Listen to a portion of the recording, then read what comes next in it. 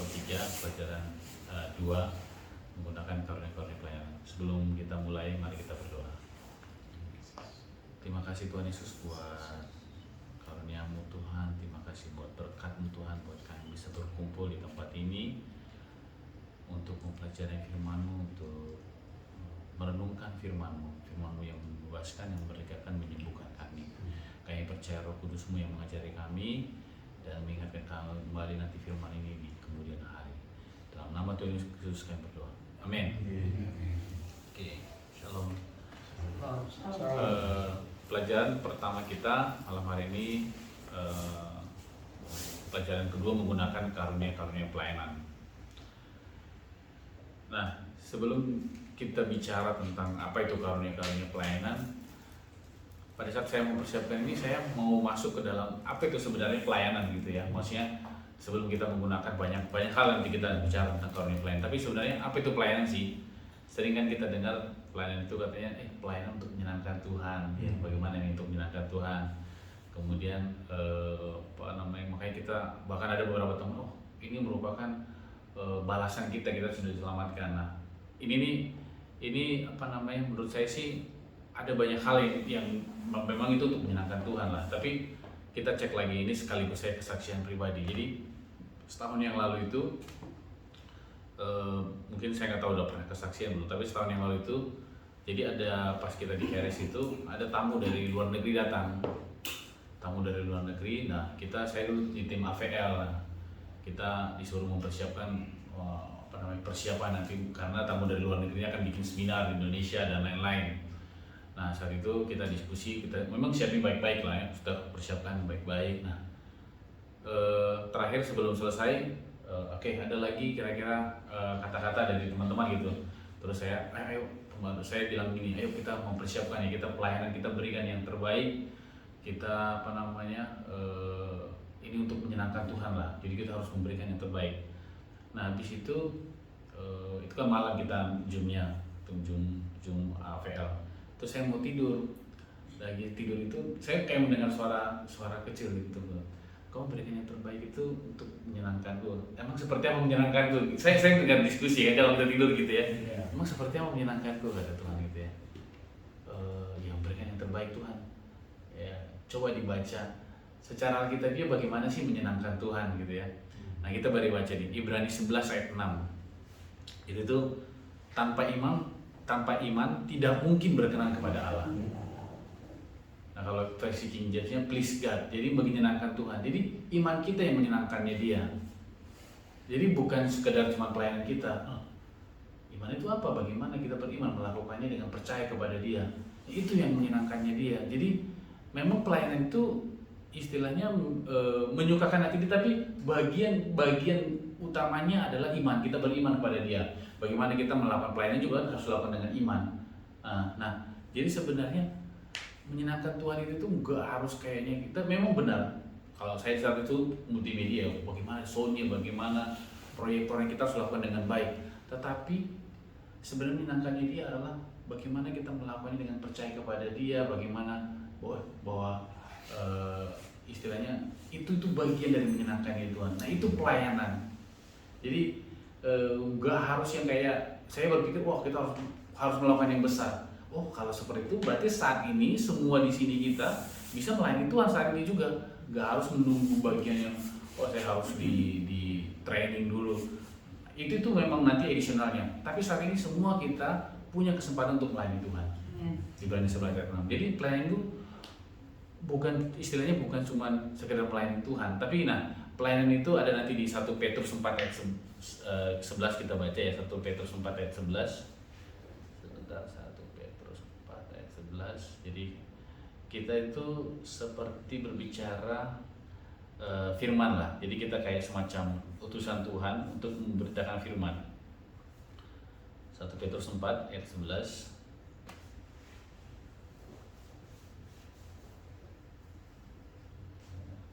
Jika ada orang yang berbicara, baiklah ia berbicara sebagai orang yang menyampaikan firman Allah.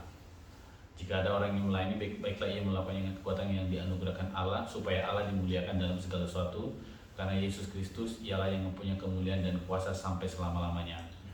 Amin. Jika ada yang berbicara, baiklah ia berbicara sebagai orang yang menyampaikan firman Allah. Artinya pelayanan, ketika kita melayani, mau melayani yang lain itu, kita ini sama seperti istilahnya perwakilan Tuhan. Ini bukan tentang kita ketika kita melayani. Ini tentang apa? Tentang firman Allahnya. Ada dua hal yang kita lihat di sini. Ada dua hal, yaitu tentang firman Allah dan tentang orang yang dilayani. Jadi pelayanan itu bukan saya itu harus bagaimana, saya harus itu bagaimana, tetapi pelayanan itu adalah bagaimana Allah itu sendiri bekerja untuk orang lain di situ. Jadi itu pelayanan.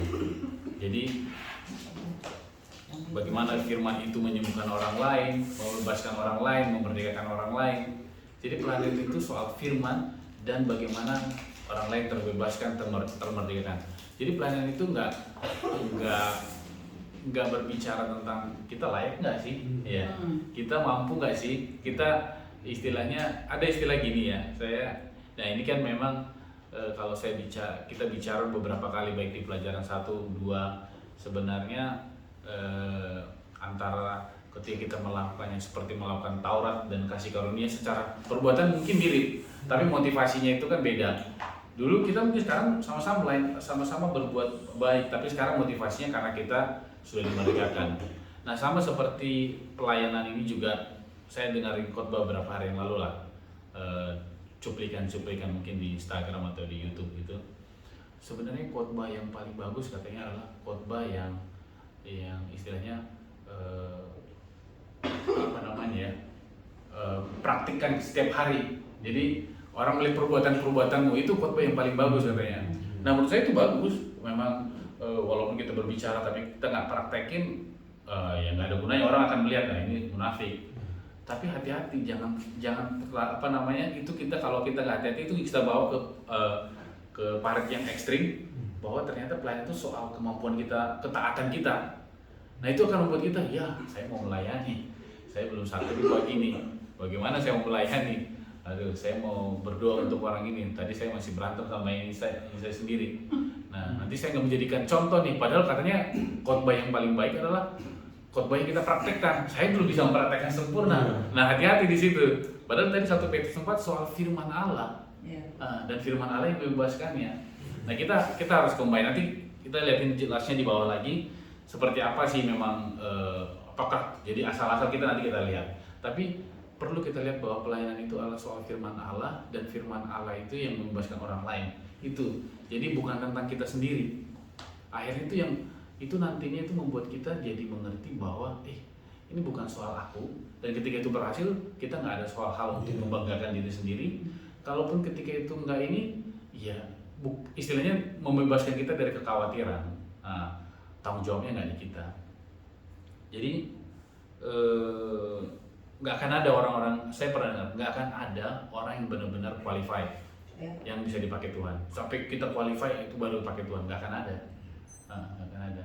Karena sebenarnya pelayanan ini tuh sebenarnya ada Roma 11 ayat 36. Ini bukan untuk cuma pelayanan, tapi di semua kehidupan kita. Saya baca ini ya, Roma 11 ayat 36. Sebab segala sesuatu adalah dari Dia dan oleh Dia dan kepada Dia. Bagi Dialah kemuliaan sampai selama-lamanya.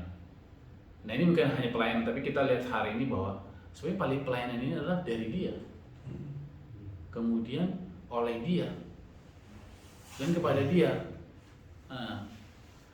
Tuhan yang memberi dari Tuhan yang memberikan perintah untuk melakukan sesuatu, kita diperintahkan, kemudian oleh Dia, oleh Kristus yang ada dalam kita. Kemudian ini semua untuk apa? Untuk kemuliaan Tuhan juga. Sehingga ini melepaskan kita dari beban dan tanggung jawab yang membuat kita, wah ini ketika kita mau bikin event ini mau ada event nanti bulan 3 nih, saya melayani juga di KRS ini media promotion, mau ada event bulan 3, mau ada event bulan 6, ini banyak orang datang nggak? Nah kalau saya melakukan itu bukan karena oleh Dia, itu saya bisa khawatir. Di satu pihak ketika itu berhasil, saya bisa sombong, wah ini karena kita melakukan ini. Nah tapi kalau kita terus arahkan bahwa ini dari Dia, melepaskan dari kekhawatiran.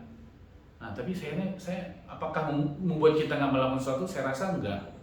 Tetapi kita melihat ada potensi oleh Dia. Nah, ada potensi oleh Dia, ada potensi ini dari Tuhan.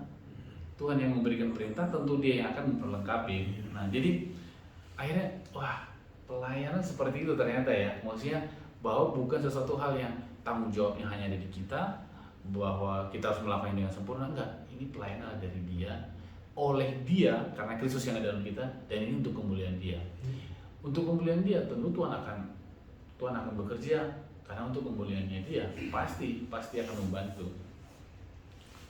Jadi kembali lagi bahwa pelayanan ini seperti tadi, bahwa ini tentang firman dan dia yang ada dalam kita untuk membebaskan orang-orang.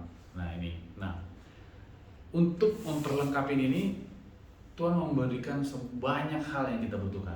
Dia memberikan banyak karunia-karunia untuk memperlengkapinya. Nah, kita perlu tahu ini.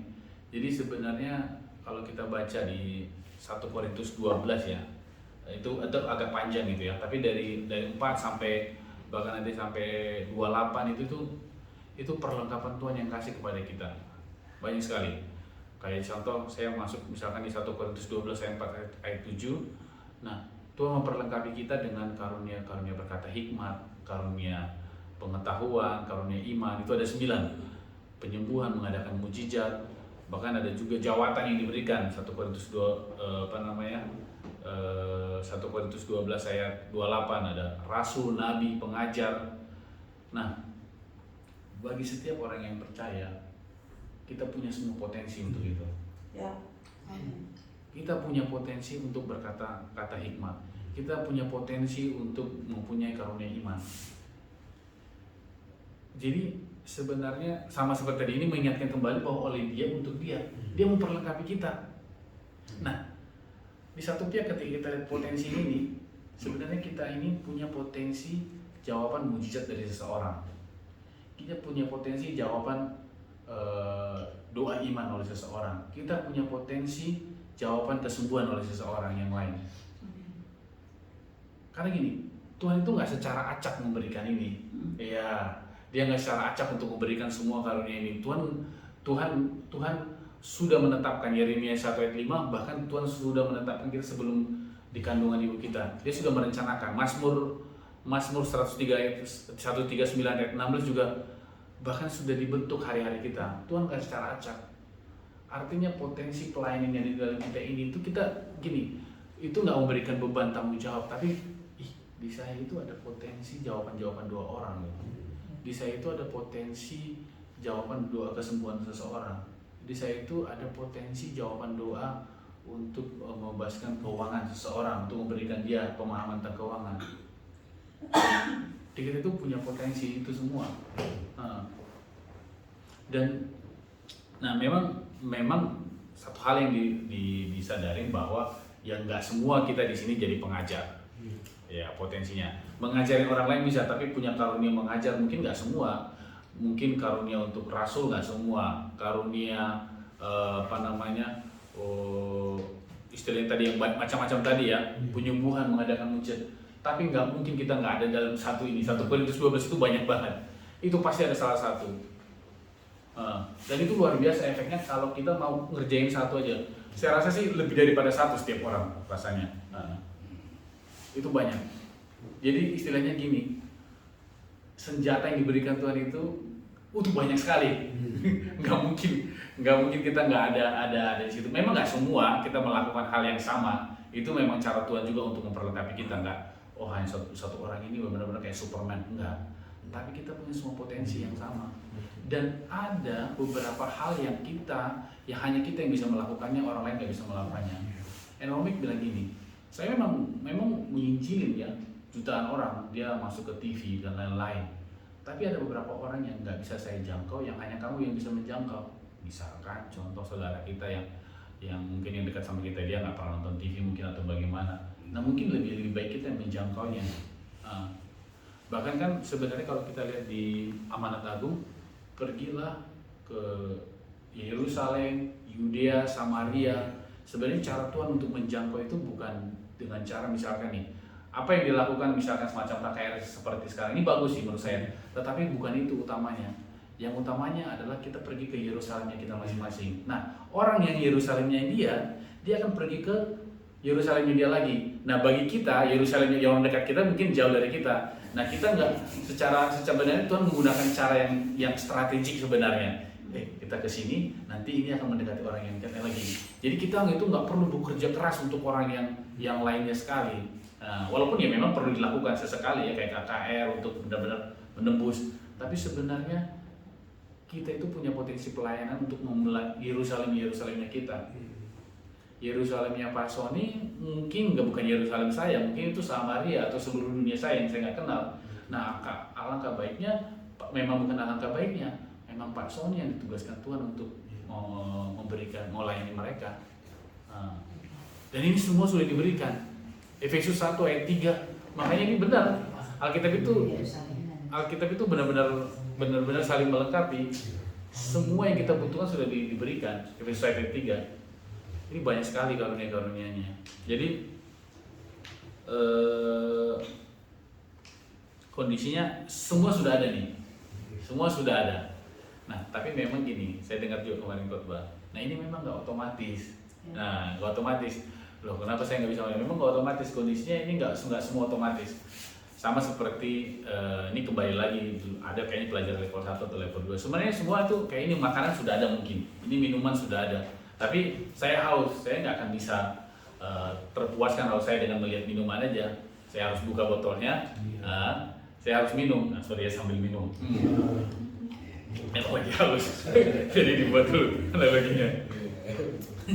Jadi ini saya akan terpuaskan ketika saya mulai meminumnya. Saya kalau melihat aja, semua potensi untuk memenuhi haus saya ada di sini. Ada air. Semua potensi kita, tapi nggak otomatis. Saya harus buka, minum. Kita harus praktekkan. Nah, ini memang bukan orang Kristen lah ya. Ada beberapa manusia kayaknya, atau saya sendiri kadang-kadang saya takut untuk mencoba. Kayak tadi mungkin ya, ada banyak karunia-karunia di sini yang mengadakan muji. Saya, menduakan orang bagaimana ini ya? Ada pertanyaan gini tuh. Kamu udah berapa orang yang kamu bangkitkan orang mati? Nggak ada katanya. Berapa orang yang kamu doakan? Nggak ada. Ya pasti nggak ada yang dibangkitkan orang mati kalau dia nggak pernah mendoakan orang mati. Artinya gini, kita perlu belajar, kita perlu praktekkan. Nah memang makin lama makin kita akan makin ahli. Nah inilah fungsinya kayak di ini sekarang ini kan kita belajar. Tapi at least ini sudah satu tingkat naik bahwa ternyata aku punya potensi. Nah itu sudah additional ilmu lah buat kita. Sebelumnya kan kita nggak tahu kita punya potensi itu. Nah tapi jangan berhenti di situ. Ayo kita pelajari, kita praktekkan. Nah makanya karena karunia-karunia ini soal tadi tuh, ini bukan soal kita, bukan untuk kita juga, tapi untuk kalau kita lihat di 1 Korintus, saya bacanya 1 Korintus 12 ayat 4 dan 7, khususnya di ayat 7 dia bilang untuk kepentingan bersama. Jadi ini semua akan keluar ketika kita melayani. Ketika kita hanya di kamar saja, kita sudah isi ini semua, ini nggak akan keluar. Nah, tapi ketika kita mulai melangkah, nah memang nggak 100% langsung berhasil ya. Nah, itu perlu belajar, karena kita perlu belajar. Tapi itu bagian dari memang yang Tuhan kasih ya, untuk memperbarui kita, kemudian untuk praktekannya. Tapi itu sepadan teman-teman dengan jawaban doa orang-orang. Itu sepadan. Mau nggak kita mempraktekannya? Ketika kita mempraktekannya pelan-pelan, ternyata ada orang yang diberdayakan.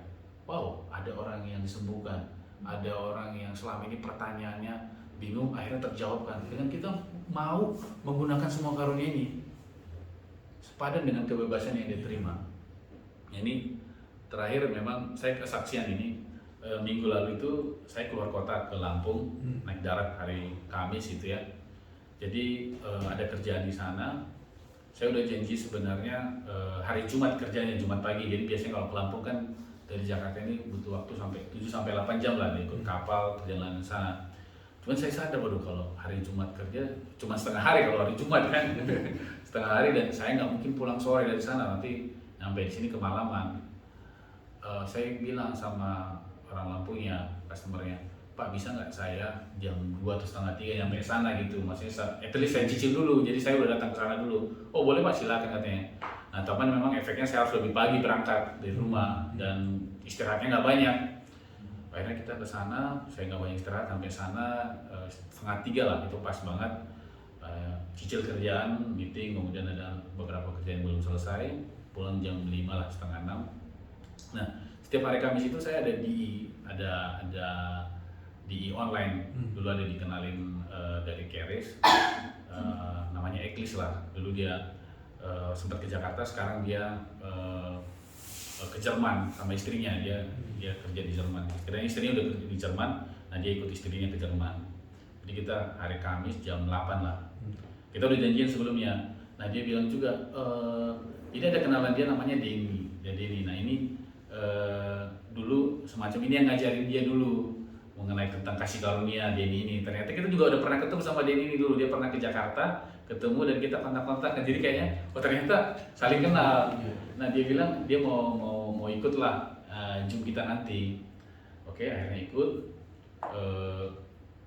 Sebenarnya jam 7 itu aku udah ngantuk banget. Karena capek banget kan, karena pagi dari sini dan kita nggak ada istirahatnya lah, karena ngejar supaya nyampe 2:30. Aduh, aku kayak mata udah berat banget dan kayak nggak enak badan gitu ya. Jam 7 terus tiduran lah. Enak banget tidur ya. Habis mandi enak banget tidur ya. Jam 7:15 gini, kayaknya aku WA aja nih si Eklis, bro, aduh kita bisa reschedule nggak? Udah mau gitu kan. Karena memang memang internetnya juga kan di Lampung, memang hotelnya walaupun hotel internetnya juga kurang bagus. Nah internet juga putus ini. Aduh, WA aja kok ya jam 7:15. Nah tapi nggak usah lah gitu. Akhirnya sampai ketiduran juga, telat 5 menit, setengah 8 lewat 5. Akhirnya kita ya udahlah, akhirnya aku nggak mutusin, udah nggak apa-apa, ngobrol-ngobrol lah, mungkin itu seperti apa. Kita ngobrol-ngobrol karena udah nggak lama juga kita baru mulai. Nah ini ikut yang teman ini 3 orang kita. Lah kita ngobrol-ngobrol gitu, ternyata saya baru tahu. Nah ini penting, ini mungkin ini istilahnya topik yang berbeda. Yang teman yang kita ini namanya Denny itu, dia itu memang sudah tahu tentang Andromaque, belajar banyak banget dia tahu. Cuman memang karena dia komunitasnya kurang pas, jadi dia nggak punya teman-teman yang mendukung dia, dan dia lagi mengalami banyak masalah. Jadi berat banget. Jadi benar-benar dia, ya saya nggak detailnya, tapi nanti kita akan masih diskusi. Ternyata dia benar-benar lagi butuh persekutuan. Dan dia berterima kasih sekali ikut bisa Zoom malam itu. Saya langsung wah ternyata untuk ini ya maksudnya. Nah jadi gini, apakah itu yang terbaik ya maksudnya? Sebenarnya kan saya harusnya mempersiapkan lebih baik lagi. Tapi saya gini, istilahnya ketaatan saya membuatin orang jadi mengerti. Tapi itu membuat saya seperti ini teman-teman. Berarti saya harus lebih mempersiapkan diri saya. Ada orang-orang yang membutuhkan.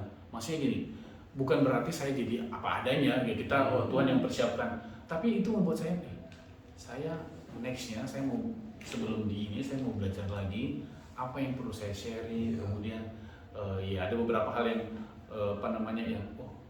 yang perlu saya persiapkan atau bagaimana. Karena apa? Ternyata itu jawaban doa dia.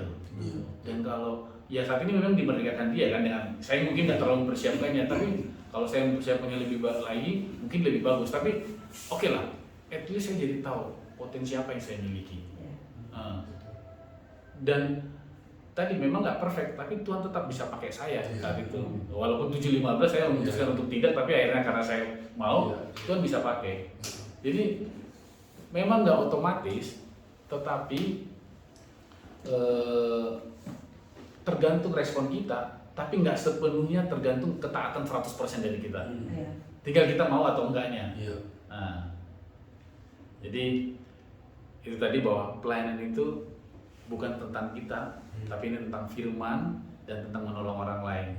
Tapi yang kedua, bahwa kita punya potensi karunia-karunia yang doa diberikan Tuhan 1 Korintus 12 tadi, itu sebagai jawaban doa buat orang. Ayo keluar, praktekkan, pelajarin, itu sepadan dengan orang terbebaskan, sepadan dengan orang termerdekakan. Percaya, kalau kita bisa membebaskan orang, kita bisa melalui kita orang banyak tersembuhkan. Masa sih itu nggak kecipratan kitanya gitu. Jadi istilahnya kalau kita saluran airnya pasti ada banyak masalah mungkin di kita juga, ada mungkin hal keuangan, ada kesembuhan, ada permasalahan. Tapi kalau kita tadi fokus bahwa saya mau dipakai Tuhan, nah memang mungkin nggak langsung ke kitanya tapi ke orang lain, tapi dengan sendirinya hal-hal yang di kita juga pasti Tuhan akan pedulikan. Jauh Tuhan lebih bagus memelihara kita daripada kita melihara diri kita sendiri. Nah, jadi seperti tadi pengalaman saya ternyata punya potensi yang lebih lagi. Nah, itu membuat saya nggak asal-asalan, tapi itu membuat saya mempersiapkan diri, tapi saya jadi tahu potensi kita. Kalau digabungkan lagi itu, Tuhan memang menerima kita apa adanya, tapi Dia nggak akan membiarkan kita apa adanya. Dia akan memperlengkapi kita, Dia akan memberikan segala yang kita butuhkan untuk tadi oleh Dia, untuk mencapai visinya Dia. Dan visinya Tuhan itu besar sekali. Dibutuhkan sebuah hal yang luar biasa untuk melaksanakannya. Tapi itu sudah ada di kita melalui pelayanan itu. Ya, demikian tentang pelayanan hari ini. Mari kita